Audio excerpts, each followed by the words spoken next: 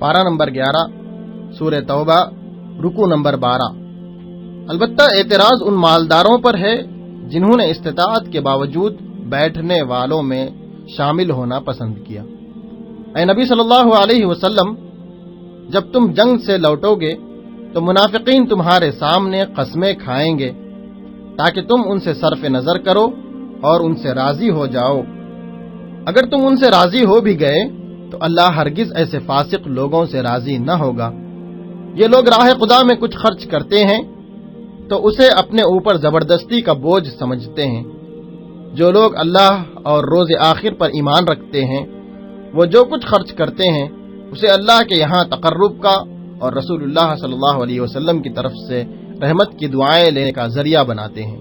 اللہ ضرور ان کو اپنی رحمت میں داخل کرے گا۔ رکوع نمبر 13۔ مدینے اور اس کے گرد و نواح کے باشندوں میں 5 قسم کے لوگوں کا تذکرہ کیا گیا۔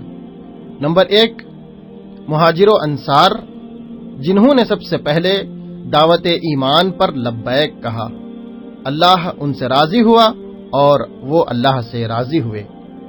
نمبر 2، منافق، جو نفاق میں طاق ہو گئے ہیں، قریب ہے وہ وقت جب ہم ان کو دوہری سزا دیں گے۔ نمبر 3، کچھ لوگ جنہوں نے اپنے قصوروں کا اعتراف کر لیا ہے، ان کا عمل مخلوط ہے، کچھ نیک اور کچھ بد۔ اے نبی، تم ان کے اموال میں سے صدقہ لے کر انہیں پاک کرو، انہیں نیکی کی راہ میں بڑھاؤ اور ان کے حق میں دعائے رحمت کرو۔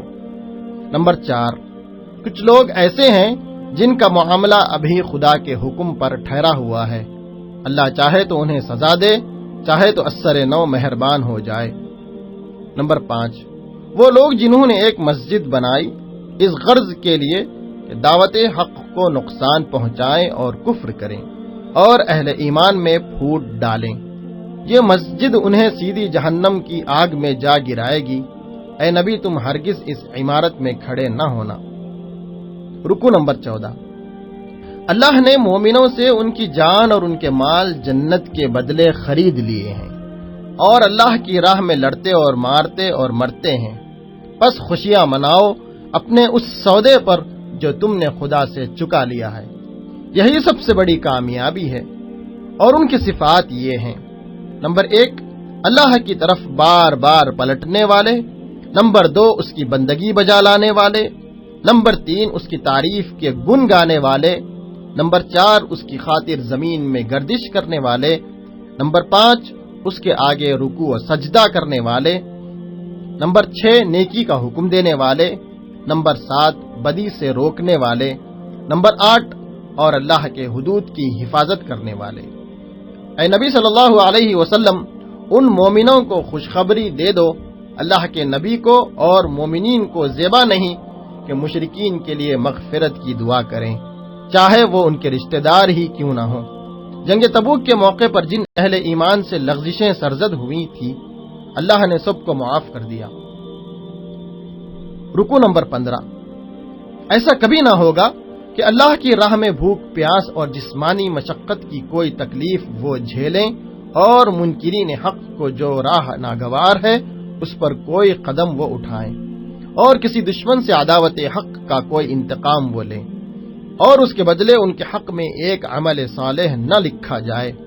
یقیناً اللہ کے ہاں محسنوں کا اجر مارا نہیں جاتا۔ اسی طرح یہ بھی کبھی نہ ہوگا کہ وہ خدا کی راہ میں تھوڑا یا بہت خرچ اٹھائیں اور سعی و جہاد میں کوئی وادی وہ پار کریں اور اس کے حق میں اسے لکھ نہ لیا جائے۔ اللہ ان کے اس اچھے کارنامے کا صلہ انہیں عطا کرے گا۔ رکوع نمبر 16۔ جب کوئی قرآن کی صورت نازل ہوتی ہے تو منافقین مذاق کے طور پر مسلمانوں سے پوچھتے ہیں کہ تم میں سے کس کس کے ایمان میں اس سے اضافہ ہوا۔ جو لوگ ایمان لائے ہیں، نزول قرآن پر ان کے ایمان میں واقعی اضافہ ہی ہوا اور دل شاد ہیں، اور منافقین کی نجاست پر ہر نئی صورت نے ایک اور نجاست کا اضافہ کر دیا، اور وہ مرتے دم تک کفر میں مبتلا رہے۔ دیکھو، تم لوگوں کے پاس ایک رسول آیا ہے جو خود تم ہی میں سے ہے، تمہارا نقصان میں پڑنا اس پر شاق ہے، تمہارا فلاح کا وہ حریص ہے، ایمان والوں کے لیے وہ شفیق و رحیم ہے۔ اب اگر یہ لوگ منہ موڑیں تو ان سے کہہ دیجئے میرے لیے تو اللہ کافی ہے، اس کے سوا کوئی معبود نہیں، اسی پر میں نے بھروسہ کیا اور وہ مالک ہے عرش عظیم کا۔ سورہ یونس رکوع نمبر 1۔ تمہارا رب تو وہی خدا ہے جس نے آسمانوں اور زمین کو 6 دن میں پیدا کیا، پھر تخت سلطنت پر جلوہ گر ہو کر کائنات کا انتظام چلا رہا ہے۔ کوئی شفاعت کرنے والا نہیں ہے الا یہ کہ اس نے اجازت دی ہو۔ پیدائش کی ابتدا وہی کرتا ہے، پھر وہی دوبارہ پیدا کرے گا۔ وہی ہے جس نے سورج کو روشن بنایا اور چاند کو چمک دی، اور چاند کے گھٹنے بڑھنے کی منزلیں ٹھیک ٹھیک مقرر کر دی، تاکہ تم اس سے برسوں اور تاریخوں کا حساب معلوم کرو۔ رات اور دن کے الٹ پھیر میں اور زمین و آسمان کی ہر چیز میں بے شک بہت ساری نشانیاں ہیں۔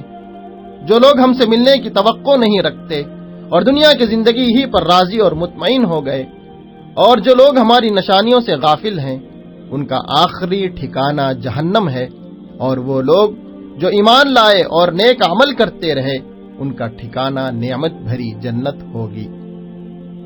رکوع نمبر 2۔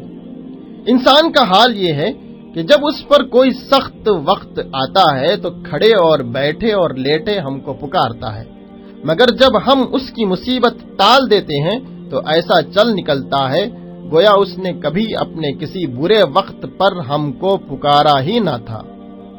کئی ظالم قوموں کو ہلاک کرنے کے بعد ہم نے تم کو زمین میں ان کی جگہ دی ہے تاکہ دیکھیں تم کیسے عمل کرتے ہو۔ کافر لوگ قرآن میں تبدیلی یا ترمیم کا مطالبہ کرتے ہیں۔ اے نبی صلی اللہ علیہ وسلم، آپ اس میں تغیر و تبدل نہیں کر سکتے، آپ تو صرف اس وحی کے پیرو ہیں۔ یہ لوگ اللہ کے سوا ان کی پرستش کر رہے ہیں جو ان کو نہ نقصان پہنچا سکتے ہیں نہ نفع، اور کہتے ہیں کہ یہ اللہ کے ہاں ہمارے سفارشی ہیں۔ اللہ پاک ہے اس شرک سے۔ ابتدا میں سارے انسان ایک ہی امت تھے، مگر بعد میں انہوں نے مختلف عقیدے اور مسلک بنا لیے۔ رکوع نمبر 3۔ جب تم کشتیوں پر سوار سمندر میں شاداں و فرحاں سفر کر رہے ہوتے ہو، اور پھر جب تم ایکائک طوفان میں گر جاتے ہو، اس وقت تم سب اپنے دین کو اللہ ہی کے لیے خالص کر کے دعائیں مانگتے ہو کہ اگر تو نے ہم کو اس بلا سے نجات دے دی تو ہم شکر گزار بندے بنیں گے۔ جب وہ ان کو بچا لیتا ہے تو پھر وہی لوگ حق سے منحرف ہو کر زمین میں بغاوت کرنے لگتے ہیں۔ اچھا، دنیا کی زندگی کے چند روزہ مزے میں ہیں، لوٹ لو، پھر ہماری ہی طرف تمہیں پلٹ کر آنا ہے۔ اس وقت ہم تمہیں بتائیں گے کہ تم کیا کچھ کرتے رہے ہو۔ اللہ تمہیں سلامتی کی طرف دعوت دے رہا ہے۔ جن لوگوں نے بھلائی کا طریقہ اختیار کیا ہے وہ جنت کے مستحق ہیں۔ قیامت کے دن شرک کرنے والوں کو اور ان کے بنائے ہوئے شریکوں کو اٹھایا جائے گا، اور وہ شریک کہیں گے ہم تمہاری اس عبادت سے بالکل بے خبر تھے۔ رکوع نمبر 4۔ ان سے پوچھو تمہارے ٹھہرائے ہوئے شریکوں میں کوئی ہے جو تخلیق کی ابتدا بھی کرتا ہو اور پھر اس کا اعادہ بھی کرے؟ کہو وہ صرف اللہ ہے جو تخلیق کی ابتدا بھی کرتا ہے اور اس کا اعادہ بھی۔ پھر تم کس الٹی راہ پر چلے جا رہے ہو؟ ان سے پوچھو تمہارے ٹھہرائے ہوئے شریکوں میں کوئی ایسا بھی ہے جو حق کی طرف رہنمائی کرتا ہو؟ آخر تمہیں ہو کیا گیا ہے کہ کیسے الٹے الٹے فیصلے کرتے ہو؟ قرآن تو بلا شک و ریب فرما روائے کائنات کی طرف سے ہے، اسے پیغمبر نے تصنیف نہیں کیا۔ اگر تم اس دعوے میں سچے ہو کہ یہ پیغمبر کا تصنیف کردہ ہے تو ایک صورت اس جیسی تصنیف کر لاؤ، اللہ کو چھوڑ کر جس کو چاہے مدد کے لیے بلا لو۔ رکوع نمبر 5۔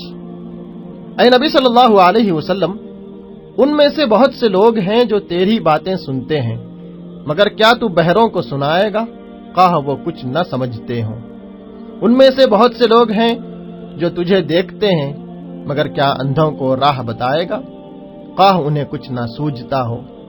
حقیقت یہ ہے کہ اللہ لوگوں پر ظلم نہیں کرتا، لوگ خود ہی اپنے اوپر ظلم کرتے ہیں۔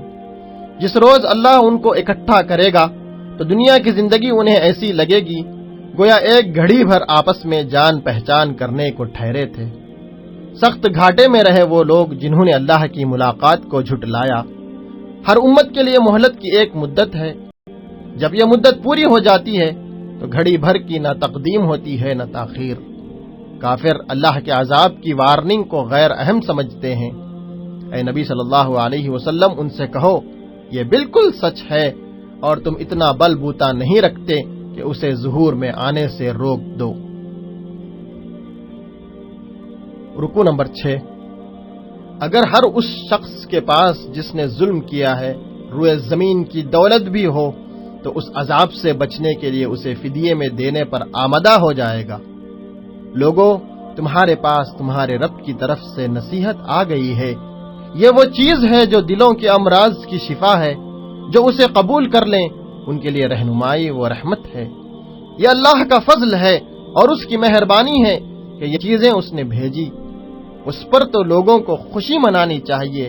یہ ان سب چیزوں سے بہتر ہے جنہیں لوگ سمیٹ رہے ہیں۔ اللہ تو لوگوں پر مہربانی کی نظر رکھتا ہے، مگر اکثر انسان ایسے ہیں جو شکر نہیں کرتے۔ رکوع نمبر 7۔ کوئی ذرہ برابر چیز آسمان و زمین میں ایسی نہیں ہے، نہ چھوٹی نہ بڑی، جو تیرے رب کی نظر سے پوشیدہ ہو اور ایک صاف دفتر میں درج نہ ہو۔ اللہ کے دوست وہ ہیں جنہوں نے ایمان لا کر تقوی اختیار کیا، ان کے لیے نہ خوف ہے نہ رنج۔ دنیا و آخرت دونوں زندگیوں میں ان کے لیے بشارت ہی بشارت ہے۔ اے نبی صلی اللہ علیہ وسلم، جو باتیں لوگ تجھ پر بناتے ہیں وہ تجھے رنجیدہ نہ کریں۔ عزت تو صرف خدا کے اختیار میں ہے۔ وہ اللہ ہی ہے جس نے تمہارے لیے رات بنائی تاکہ اس میں سکون حاصل کرو اور دن کو روشن بنایا۔